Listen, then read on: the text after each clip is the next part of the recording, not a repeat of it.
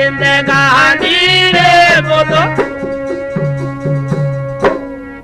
अरे आज बता किस दरिया रे जाऊं, तुझे छोड़ पति रे बिहार को।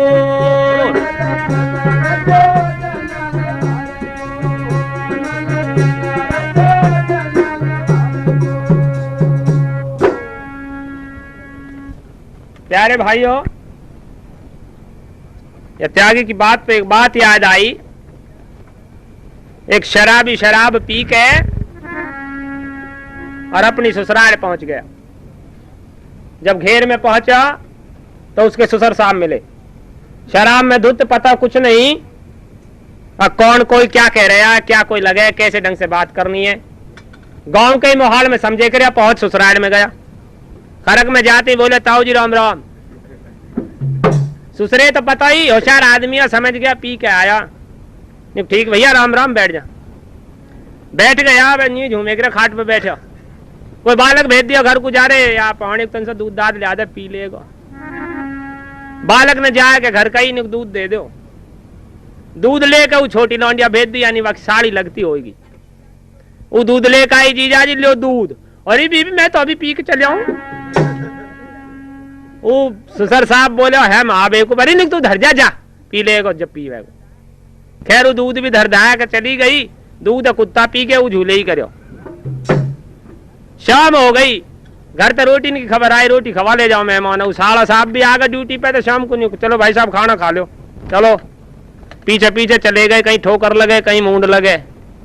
जब वहां पहुंच गए घर, रोटी भी परोस दी गई, तो अब ये होश नहीं कैसे ढंग से खाना खाया जाएगा। वही झूमा में झूमते रहे। जब सांस वास उठ के आई तो याद दो चार बात समझ की कहियो, यान तो बड़ी इज्जत खराब करी। अरे नहीं भैया, तो उसको किन्ने कही शराब पीने को इतनी क्यों पी, जब तू यहाँ तक कैसे आया है, ना रोटी की सुध है, दूध है, कुत्ता पी गए, काय तो कुछ कहे, काय तो कुछ कहे।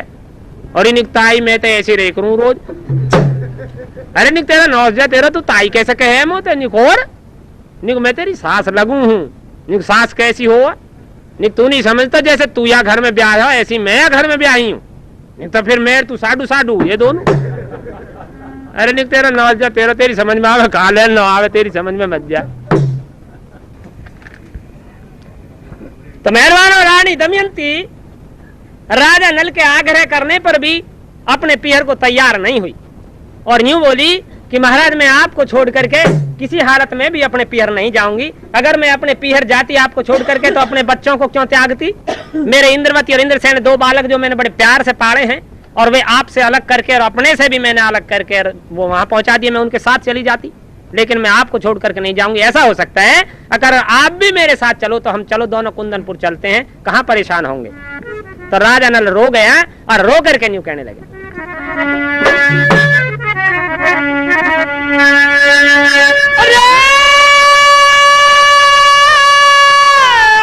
राजा नल तब न्यू रे फरमाए,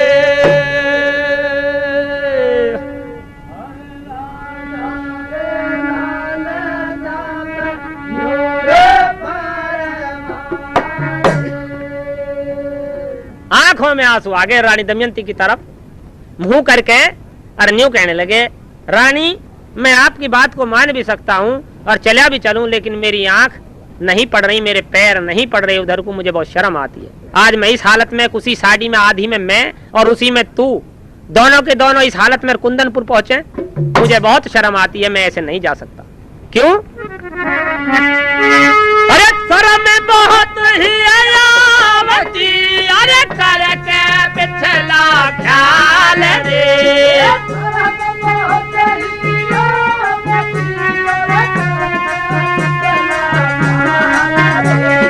हंसी उड़ावांगे सभी मेरा देख गरीबी हाल रे,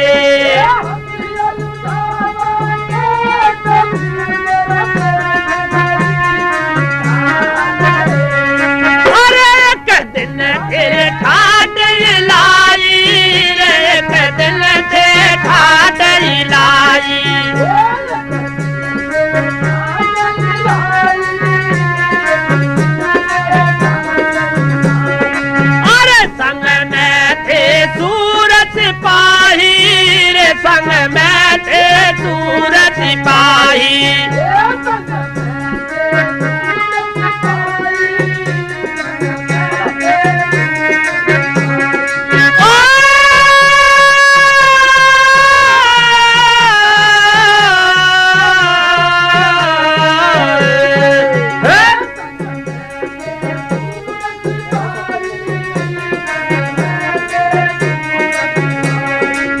अरे गया था कुंदनपुर प्यारी, गया था कुंदनपुर प्यारी।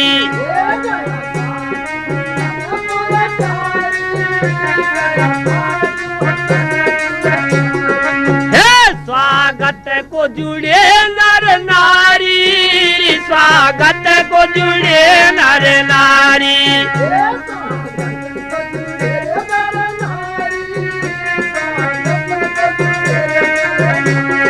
अरे आज किस तरिया वहाँ जाऊं, आज किस तरिया वहाँ जाऊं।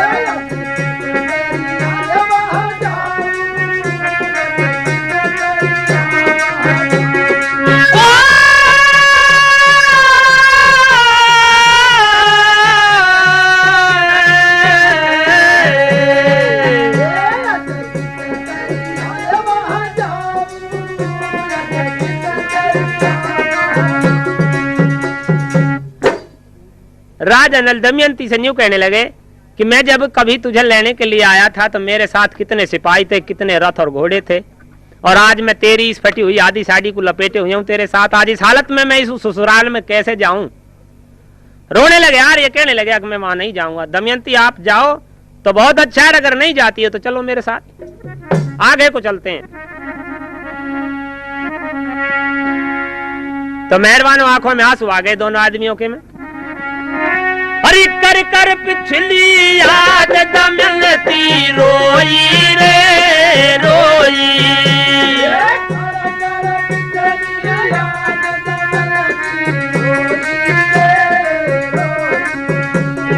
सुन से रो रो के जन साड़ी धोई रे धोई।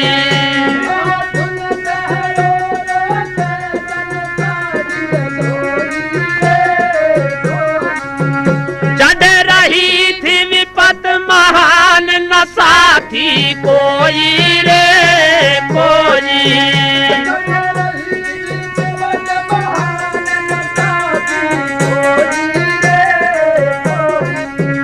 अरे रोती अभी मैं सुता झट सोई रे सोई।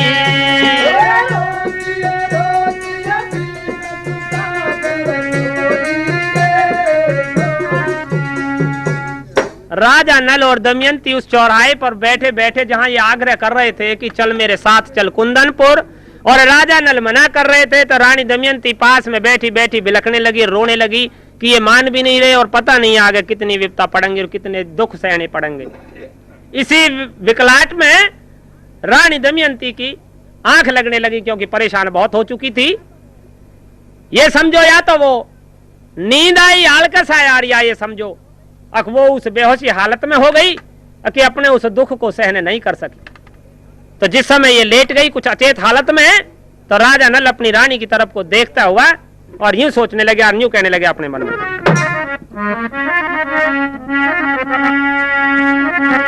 अरे देख नल रानी को हुआ व्याकुल मन मेरा, देख नल रानी को।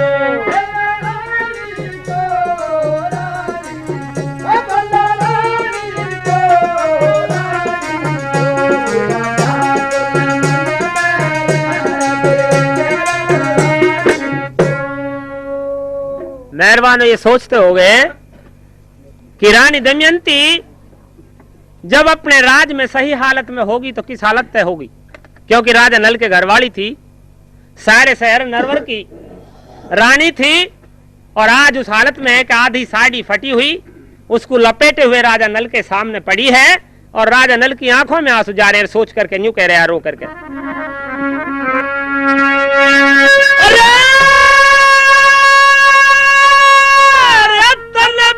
साड़ी थी फटी और सिर के खुल रहे केस, ऐसी हालत देख कर यार नल को हुआ कलेस भरे आंसू नैनन मेरा।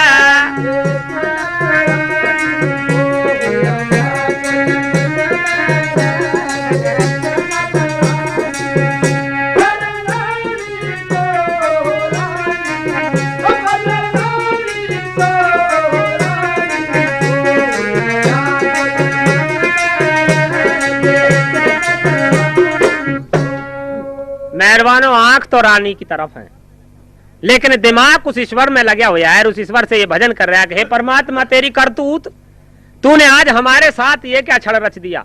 आज किस हालत में दमयंती है, किस में मैं हूं, और कभी कैसे थे, ये लिखा है कवि ने। अरे जिसके गादे मखमली और ऊपर बिछते फूल, हाय आज उसका बनाया रे बिस्तर मिट्टी धूल गोखरू चुभे बदन मेरा।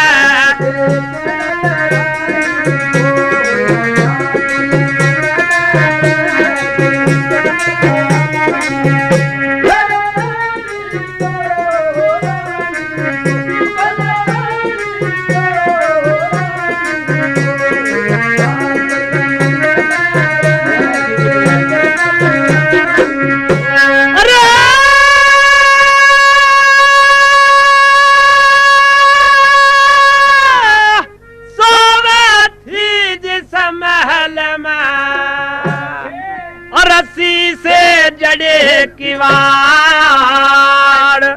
मणिया के थे चांदने और बेतन बुढ़ी निवाड़े, आज वो पड़ी धरन मेरा देख।